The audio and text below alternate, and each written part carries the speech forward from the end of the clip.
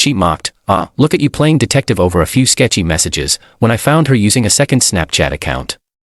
I said, I'm not playing, but you are. She didn't laugh when I handed her a flash drive and said, your game's over.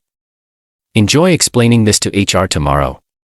I operate on a simple principle: trust is not a feeling, it's a verification of consistent behavior. For the first 2 years of our relationship, my girlfriend Vanessa's behavior was consistent. We built a good life, we lived in my house, we shared goals, we respected each other. Then, about 6 months ago, the data became corrupted. It started with small anomalies. Her phone, once left casually on the counter, was now perpetually attached to her hand or placed screen down. She started staying late at work, citing a high-stakes project managed by a senior VP named Marcus Thorne. Her language changed, she was peppered with corporate jargon and inside jokes that I wasn't privy to. These were minor deviations, but my internal threat assessment system flagged them. I don't believe in paranoia, I believe in pattern recognition. The lead that broke the case wide open was a moment of sheer carelessness on her part. We were watching a movie on the living room TV, using the smart hub connected to my iPad. A notification banner slid down from the top of the screen. It wasn't a text or an email, it was a Snapchat notification. But the username wasn't her standard, public one. It was something cryptic. Viper Nights 22.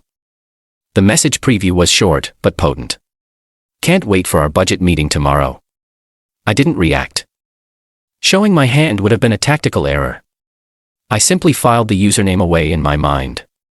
The operation had now moved from passive observation to active reconnaissance. Later that night, I did a preliminary search. The Viper Nights 22 account was, as expected, locked down tight. Private. But she had made another amateur mistake. The profile picture, though small, was clearly her, but in a pose far more provocative than anything on her public-facing accounts. This wasn't a friends-only account. This was a burner. A covert communications channel. The critical breach came 2 days later. She had been using the same iPad to watch something and had left it on the couch. When I picked it up, there it was. She was still logged into Snapchat, not her public account. She was logged in as Viper Nights 22. It was a staggering lapse in operational security. I didn't feel anger or sadness. I felt the cold, clear focus of a strategist who has just been handed the enemy's complete battle plan. I spent the next hour scrolling. It was a fire hose of incriminating evidence. The recipient of all the winky face budget meeting messages was, predictably, Marcus Thorne. His username was equally creative, MT_Bossman. The messages were damning. It wasn't just flirting. They were sharing explicit photos. They were planning trysts, often during work hours, sometimes in hotel rooms booked on the company credit card under the guise of client meetings. They were openly mocking their colleagues in the chat logs. Vanessa called her closest work friend a witless shrew. Marcus referred to his own wife as the warden. But the worst of it, the part that elevated this from a simple, sordid affair to a matter of corporate espionage, was that they were sharing sensitive information. He was feeding her details about upcoming restructuring plans, telling her which employees were going to be laid off so she could position herself to absorb their responsibilities. It was a clear abuse of his power and a massive breach of company protocol. I knew then that a simple breakup was insufficient. That would be like letting a hostile agent just walk away after they've compromised your entire network. A more comprehensive solution was required. I took out my phone and began screen recording the iPad. I captured everything. Every message, every photo, every video. It was all saved, backed up and secured. I decided to conduct one final test. I needed to confirm her psychological profile. I needed to see if there was any chance of remorse, any glimmer of the person I thought she was. The next evening, I confronted her. I didn't show her the damning evidence. I just threw her a softball. Hey, I said calmly. I saw a weird notification on the iPad the other day. Something about a Viper Nights 22 Snapchat. Do you have a second account? The reaction was immediate and exactly as I predicted. She didn't look guilty. She looked offended. She burst out laughing, a sound laced with pure condescension. Look at you playing detective over a few sketchy messages. She mocked, her voice dripping with derision. Are you going through my things now? That's so cute and a little pathetic. I stared at her, my face unreadable. Her arrogance was breathtaking. She felt untouchable. Test complete. The data was conclusive. I'm not playing, Vanessa, I said, my voice quiet and cold. But you are. I turned and walked away. She called after me, still laughing, but I didn't look back. The reconnaissance phase was over. It was time to plan the assault. Update 1. The week that followed was an exercise in methodical preparation. Vanessa, believing she had successfully shamed me into silence, became even more brazen. Her late-night budget meetings increased in frequency. She was sloppy, arrogant, and completely unaware that she was walking deeper into a kill zone of her own making. My first step was to consult my lawyer. Not for a breakup, but for a strategic review. I laid out the evidence I had collected, the chat logs, the photos, the proof of them misusing company funds and sharing confidential information. I explained that I wanted to end the relationship, but I also wanted to ensure that Vanessa and Marcus faced the full professional consequences of their actions. My lawyer was impressed by the thoroughness of the evidence. This is more than just an affair, he said. This is a serious breach of corporate ethics and potentially a data security risk. You have significant leverage, but we have to use it correctly. If you just release this out of anger, they could try to sue you for invasion of privacy. We need to frame this properly. His advice was brilliant. I was not to present myself as the scorned boyfriend. I was to be an anonymous, concerned third party. The objective was not to scream infidelity, but to report gross misconduct and corporate malfeasance. With that legal framework in place, I began compiling the assets for the operation. I purchased a new encrypted flash drive. On it, I created a meticulously organized set of folders. Folder 1. Inappropriate relationship. This contained a PDF document that laid out a clear timeline of their affair, cross-referencing her working late excuses with time-stamped Snapchat messages and hotel receipts I found by checking her car's glove compartment for discarded paperwork. It also contained a subfolder with the most explicit photos and videos. Folder 2. Misuse of company assets. This folder had copies of the hotel folios booked on the corporate card, with the dates highlighted. It included chat logs where they discussed using company funds for personal dinners and gifts. Folder 3. Breach of confidentiality. This was the most critical folder. It contained screenshots of Marcus sharing sensitive information about layoffs, client contracts, and internal strategy. I highlighted every single message that constituted a breach of his fiduciary duty to the company. Folder 4. Code of conduct violations. In this folder, I included a downloaded copy of their company's official code of conduct, which I had found online. I highlighted the specific sections they had violated. Policies on fraternization between managers and subordinates, misuse of corporate funds, and the handling of confidential information. The entire flash drive was a self-contained, undeniable indictment of their behavior. It was cold, factual, and devastating. While I was building this digital weapon, I was also living with the enemy. It was a strange, out-of-body experience. I was polite, distant, and completely non-confrontational. Vanessa mistook my silence for submission. She would swan around the house, talking on the phone with Marcus right in front of me, using coded language she thought was clever. Yes, the Q4 projections are looking very, very promising, she'd say, winking at her phone. The arrogance was astounding. She believed she was an evil genius. In reality, she was just a reckless amateur, and she was making my job easier every single day. The final piece of the puzzle was the delivery system. My lawyer advised against a digital-only approach, which could be dismissed or deleted. We needed to create a physical impact, so I prepared 2 identical packages. Each contained a flash drive and a printed, 1-page executive summary that outlined the contents and highlighted the most severe violations.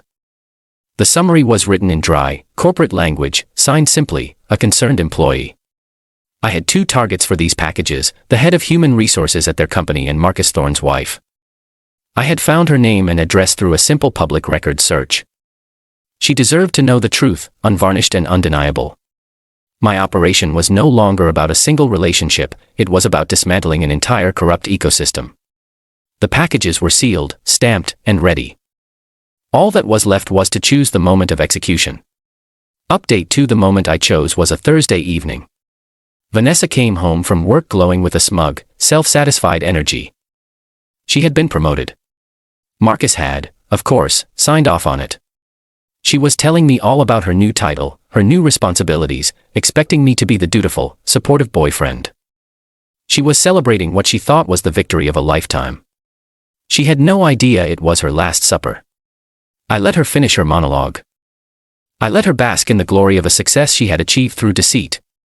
Then I stood up and walked over to my desk. I picked up a third flash drive, a decoy I had prepared for this very moment. I walked back over to her, my face completely calm. I held out the flash drive. She looked at it, confused. "What's this?" she asked. "This is the end of the game," I said, my voice low and even. "I suggest you take a look at what's on here.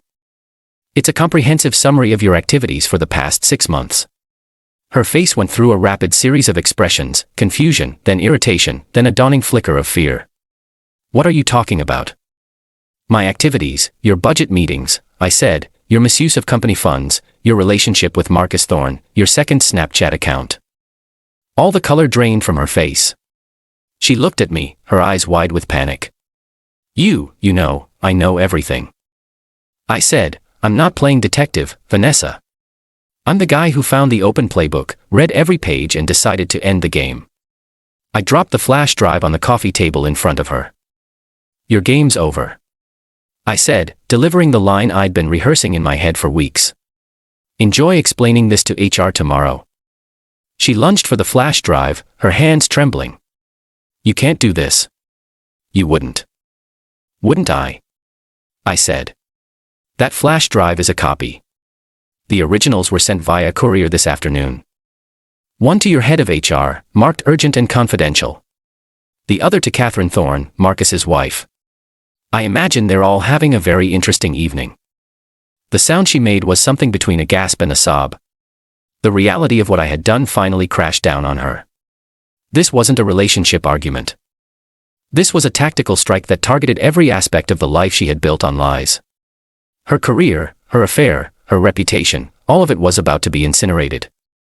"I have packed your essential belongings into your suitcases," I continued, my voice cold and devoid of pity. "They are by the front door. A car will be here in 15 minutes to take you to a hotel for the night.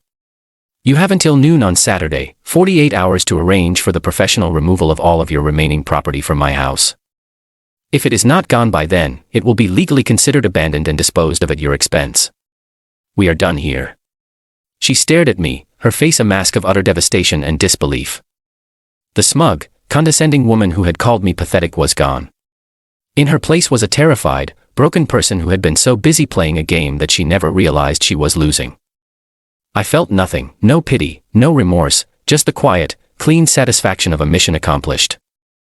I turned and walked into my bedroom, closing and locking the door behind me, leaving her alone with the full, that crushing weight of her consequences. Final update: it has been 4 months since Operation Meltdown. My life has been scrubbed clean of Vanessa's toxic presence. The nuclear option I chose was devastatingly effective, and the fallout was more complete than I could have ever planned. The day after I gave her the flash drive, the bomb went off at her company. The head of HR, upon receiving the package, immediately escalated the issue to the company's legal counsel. The evidence was so overwhelming and so meticulously organized that there was no room for denial. Marcus Thorne was called into a meeting that morning and fired on the spot for gross misconduct, breach of confidentiality and misuse of company assets. He was escorted out of the building before lunchtime. Vanessa arrived at work to find her access card deactivated. She was met at the door by HR and a security guard and was informed that she was being placed on indefinite administrative leave pending an investigation. The investigation took less than a week. She was also fired for cause, for her role in the affair and her complicity in the code of conduct violations. The second package, delivered to Catherine Thorne, had an equally explosive effect. Armed with undeniable proof of her husband's long-term affair and his use of family and company money to fund it, she filed for divorce immediately. I'm told the proceedings were brutal. Marcus lost his job, his reputation, his marriage, and a massive portion of his net worth. He was completely and totally ruined. Vanessa's fate was just as grim. She was not only unemployed but also essentially unemployable in her industry. The story of the through corporate circles. She was radioactive. The affair with Marcus was over, of course. He blamed her for the entire thing, for being careless and getting them caught. She had to move back in with her parents, a disgraced jobless woman with no prospects. Her attempts to launch a smear campaign against me were pathetic and went nowhere. I had told a few key friends the sanitized professional version that I had discovered she was in an inappropriate relationship that compromised her company, and I ended things. No one believed her version of me as a vindictive psycho. The evidence of her own character was too strong. I didn't just break up with a cheating girlfriend. I dismantled a corrupt system she was exploiting. I took her arrogance and her recklessness and I used it as a weapon against her. She mocked me for playing detective, but in the end, her entire life was undone by a simple, well-organized presentation of the facts. She thought she was a master player in a complex game, but she was just a reckless amateur who left her playbook open for her opponent to read. My life now is calm. It's orderly. It's logical. I sold the house to wash away the bad memories and bought a new place that is entirely my own. The revenge wasn't about emotion. It was about strategy. It was about identifying a threat and neutralizing it in the most efficient and permanent way possible. She sneered at me and called me pathetic. The world she built is now a crater and I am at peace. The mission was a complete success.